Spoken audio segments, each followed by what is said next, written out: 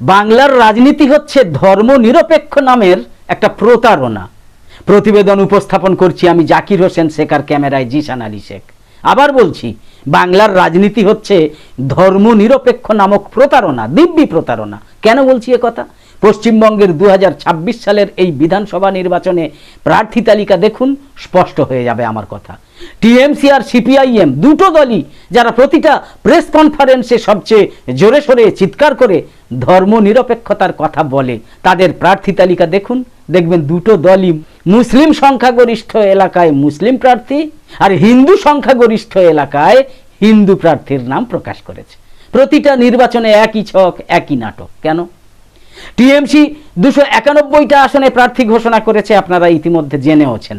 তালিকায় চোখ বোলালেই দেখতে পাবেন সংখ্যালঘু মুসলিম প্রার্থী, মানে প্রায় সম্পূর্ণভাবে মুর্শিদাবাদ, মালদা, উত্তর দিনাজপুর, বীরভূমের সংখ্যাগরিষ্ঠ মুসলিম অঞ্চল এবং উত্তর ও দক্ষিণ 24 পরগনা জেলার সংখ্যাগুরু মুসলিম অধ্যুষিত বেষ্টনীতে, মানে যেখানে মুসলিম ভোটার 40 থেকে 70% শুধু সেখানেই মুসলিম প্রার্থী। সিপিআইএম এর বেলাতেও সেই একই স্ক্রিপ্ট। নিশ্চয়ই দেখেছেন, সিপিআইএম বা বামফ্রন্ট তাদের 192 জন প্রার্থীর নাম ঘোষণা করেছে। সেখানেও দেখা যাচ্ছে শামশেরগঞ্জ, জঙ্গিপুর, ইসলামপুর, রানীনগর, মুর্শিদাবাদ সদর, ডোমকল ইত্যাদির মতো মুসলিম অধ্যুষিত কেন্দ্রেই শুধু মুসলিম মুখ, মুসলিম প্রার্থী। তার মানে ওই সব বিধানসভা কেন্দ্রগুলোতে মতাদর্শের কারণে মুসলিম প্রার্থী দেয়া হচ্ছে না, অথচ সিপিএম মতাদর্শের বড়াই করে।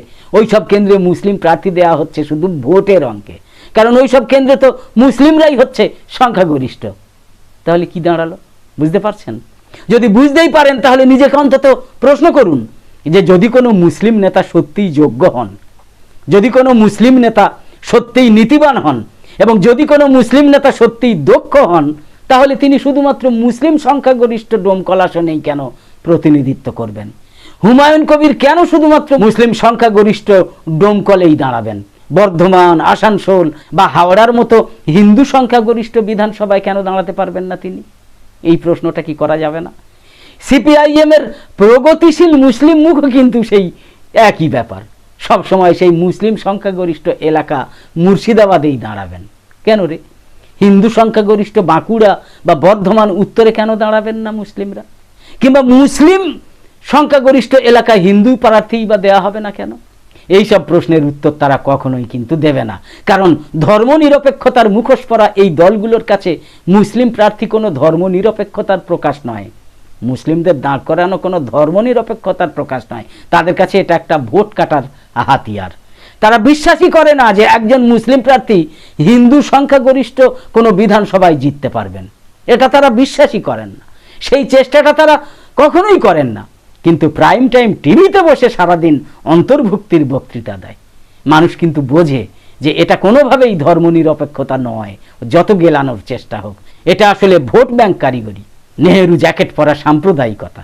সত্যিকার ধর্মনিরপেক্ষতা দেখাতে হবে বর্ধমান, হাওড়া, পুরুলিয়া, ঝাড়গ্রামের মতো হিন্দু সংখ্যাগরিষ্ঠ কেন্দ্রগুলোতেও মুসলিম প্রার্থী দিয়ে। কলকাতার কোনো মেট্রো আসনে মুসলিম মুখকে সামনে রাখতে হবে, সেটা হয় না কেন? ওই একটা ফিরহাদ হাকিম, ব্যাস। প্রার্থী বাছাইয়ের ক্ষেত্রে জাতি বা ধর্মকে সম্পূর্ণ অপ্রাসঙ্গিক করে দিতে হবে। আসলে বিজেপির কথা বলছি না কেন, কারণ তারা ধর্মনিরপেক্ষ সাজার চেষ্টাই করে না, তারা সরাসরি মুসলমানদের জাতশত্রু মনে করে। তাই লোকসভা বা বিধানসভা ভোটে মুসলিমদের আর প্রার্থীই করে না। কিন্তু টিএমসি বা সিপিআইএম কি কখনো এটা ধারাবাহিকভাবে করেছে? করেনি, একবারও করেনি। বামপন্থার 30 বছরেও হয়নি, মমতার 15 বছরেও হয়নি। তারা যাকে অন্তর্ভুক্তিমূলক রাজনীতি বলে থাকে সেটা আসলে তোমার পাড়ায় তোমার মুখ দিলাম, তোমার এলাকায় তোমার মুখ দিলাম, তোমার বিধানসভায় তোমার ধর্মের লোক দিলাম, তুমি ভোট দাও। এটা কিন্তু সাম্প্রদায়িকতারই আয়না, শুধু অন্য ব্যাজ পরা। ধর্মনিরপেক্ষতার যদি কোনো মানে থাকে তাহলে সেটা এই রকম, একজন মুসলিম বিধায়ক বনগাঁর প্রতিনিধিত্ব করতে পারবেন, একজন হিন্দু বিধায়ক মুর্শিদাবাদের প্রতিনিধিত্ব করতে পারবেন, আর কেউ টিকিট পাবে না তার ধর্মের ভিত্তিতে, পাবে যোগ্যতার ভিত্তিতে। যতদিন টিএমসি কিংবা সিপিআইএম এটা না করবে ততদিন আমাদের কাছে আপনাদের ওই মেকি ধর্মনিরপেক্ষতার ভাষণ দয়া করে বন্ধ রাখুন। মনে রাখবেন, মুসলিম হিসাবে আমরা কিন্তু এখন তৃণমূল কংগ্রেসই করছি, না হলে যে বিজেপি এসে যাবে। বোঝা গেল? একদম শেষে বলি, আমাদের আজকের এই ভিডিওর বিষয়বস্তু ভালো লেগে থাকলে এই রকম আরও ভিডিও দেখার জন্য ইউটিউবে নোটিফিকেশান পেতে সাবস্ক্রাইব করে পাশের বেল আইকন অন করে রাখুন। আর ফেসবুকে ফলো করে আমাদের আরও নতুন নতুন ভিডিও বানাতে এবং লাইভ সম্প্রচারে উৎসাহিত করতে লাইক, কমেন্ট এবং বেশি বেশি শেয়ার করে সঙ্গে থাকুন। তো আপাতত শেষ করছি। কামনা করি সকলে সবসময় খুব ভালো এবং সুস্থ থাকুন, সাবধানে থাকুন। পবিত্র রমজান মাস শেষ হয়ে আগামী শনিবার পবিত্র ঈদ পড়ছে। অগ্রিম ঈদের শুভেচ্ছা জানালাম। ধন্যবাদ।